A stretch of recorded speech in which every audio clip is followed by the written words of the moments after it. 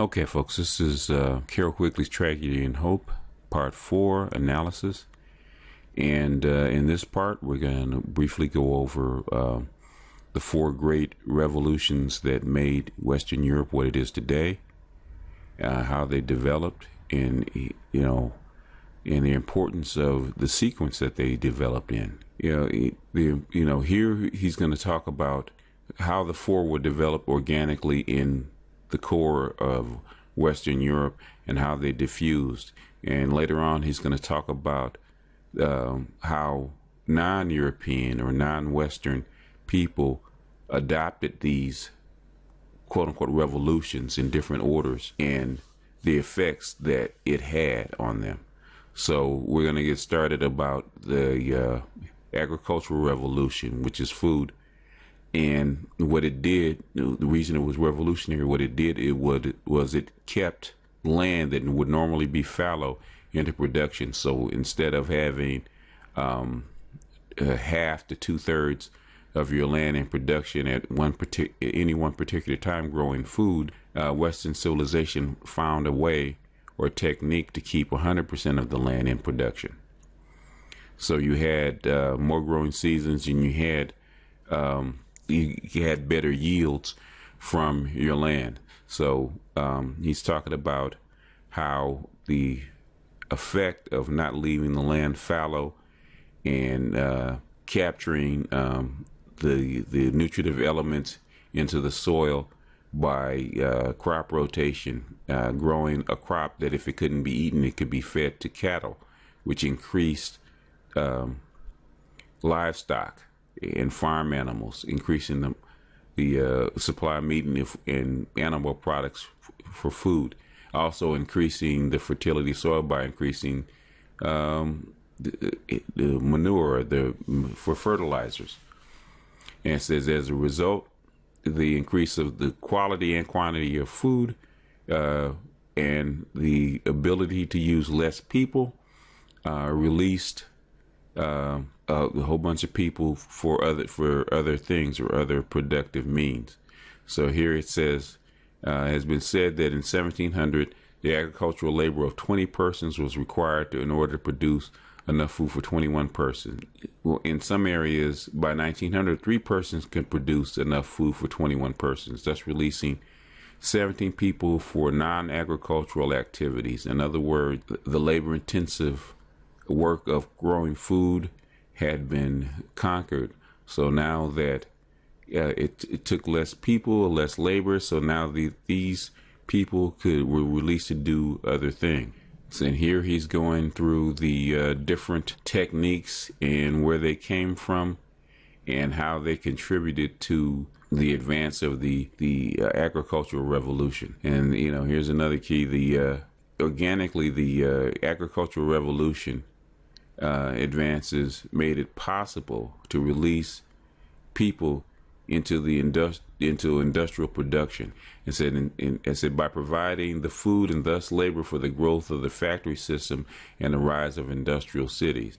And said because they had a rise of industrial cities, the improvements in sanitation and medical services after 1775 contributed to the same end by reducing the death rate and making it possible for a large number of people to live in cities without dangers of epidemics.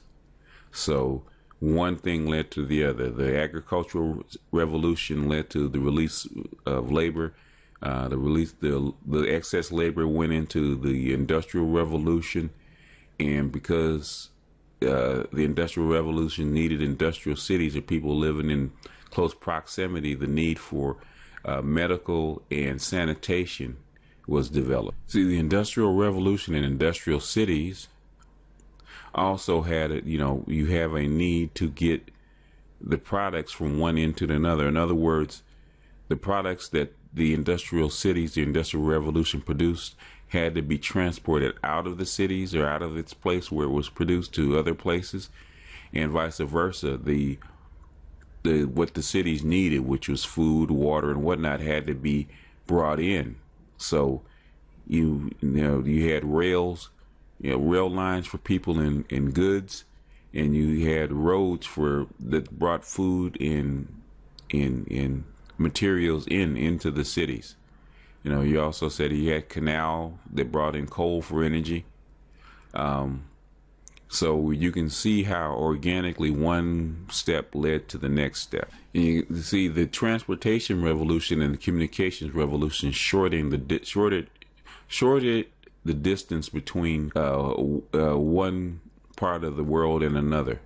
So these ideas, it causes these ideas to spread more rapidly. And here he says the impact of European culture on non-European world was greatly intensified. The impact was made even more overwhelming by the fact that the transportation revolution spread outward from Europe extremely rapidly, diffusing almost as rapidly as the spread of European weapons. In other words, the more adoptable elements, useful elements will always go first.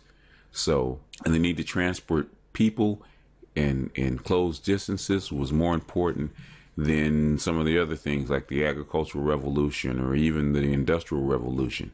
Here you can see that he says that the different aspects of the European way of life spread outward into the non-European world at such different speeds that the non-European world obtained them in entirely different order from that which Europe obtained them. In other words, it's non-organic. And so one example of this difference can be seen that the fact that the European Industrial Revolution generally took place before the transportation revolution, but in the non-European world, the sequence was reversed.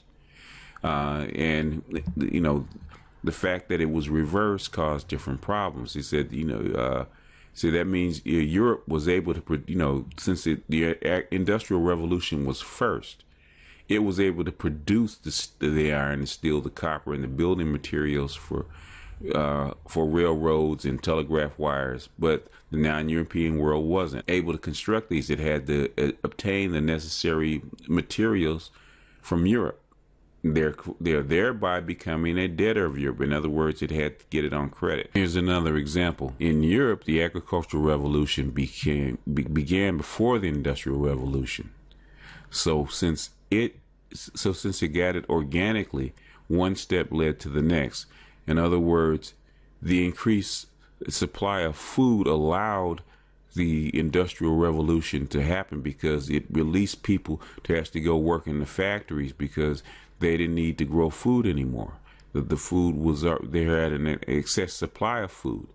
Whereas in other areas, such as the Soviet Union, in the non-European world, the agricultural revolution didn't happen before the Industrial Revolution. The Soviets tried to leapfrog that.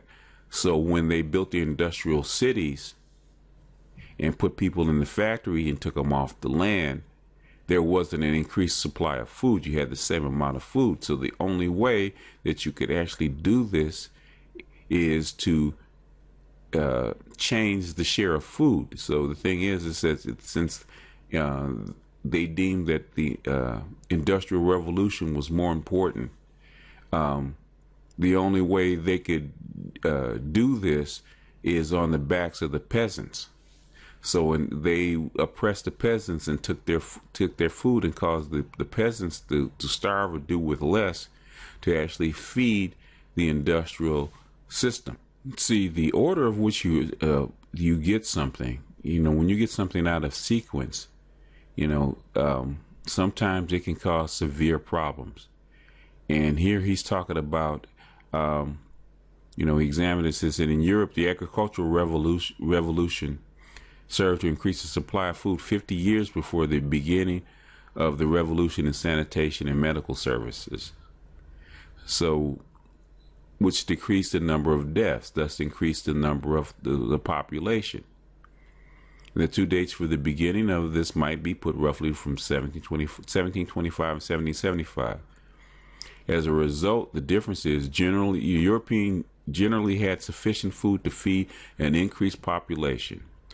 When the population reached a point where the Europe itself could no longer feed its own people, the outlying areas of Europe and non-European worlds were so eager to be industrialized or obtain railroads that Europe was able to obtain non-European food in exchange for European industrial products. In other words, because the revolutions were brought out gotten out of sequence, Europe actually had an advantage over the rest of the world. In other words, the rest of the world wanted what Europe had, and they had to obtain the materials. So Europe exchanged. And so here he's talking about how the sequence of events worked out for Europe, but since it wasn't organic to the rest of the world, it caused a lot of problems. Okay, so since the increase of the population, but not an increase of food, caused a lot of hardship and starvation and disruption in the non-European world. And here he says, as a result, the demographic explosion, what began in northwestern Europe in the early 19th century, spread outward to Eastern Europe and Asia, with increasingly unhappy consequences as it spread. The result was to create the greatest social problem of the 20th century. You have more people, and the pie doesn't grow. People get unhappy. He's talking about the most stable and primitive societies, such as the American Indians before 1492 or before medieval Europe. They had no great population problem because the birth rate is balanced by the death rate. In societies, both of these are high. The population is stable, and the major portion of that population is young, below 18 years of age. And this, like I said, here he's going to talk about this kind of society, frankly, is called population A. This is the initial society. This is the initial balanced society. He's going to go through the different populations and how they came about. Here's he's going to talk about the different population type, going from the stable primitive, where you have a high birth rate and high death rate. He's going to talk about how the effects of modernization, European Western civilization modernization, how it had an effect on population, starting with in Europe with the increase of food that caused the population to grow, the sanitation and medicine that reduced the death rate, because you have increase in food that increases the birth rate, the sanitation and medical that decreases the death rate. You have this big population explosion, and it gives rise to what we call a population type B. So now that you have population type B, you have a major portion that is in the prime of life, that childbearing years for women and arms bearing years for men. So you have more conflict, you have more people and more conflicts. He said at this point of the cycle, expanding population goes into the third stage, which is, okay, this is, he's going to talk about the demographic cycle of population type C, where the birth rate begins to fall, just like the death rate begins to fall. So the population starts to level out. And back then, they didn't know exactly why this actually happened. And said, but a larger and larger part of the population has passed years of bearing children or bearing arms. This causes the population decline even more rapidly, and eventually gives a population so old that the death rate begins to rise again. In other words, you just stop producing children.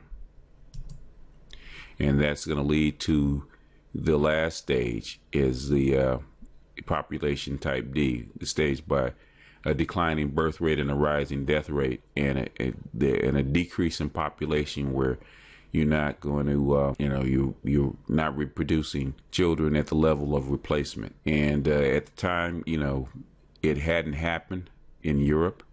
So it was just theoretical, even though we know now that it does happen. And he had, back then the curve said that this would happen in Europe by the year 2000, which is pretty accurate.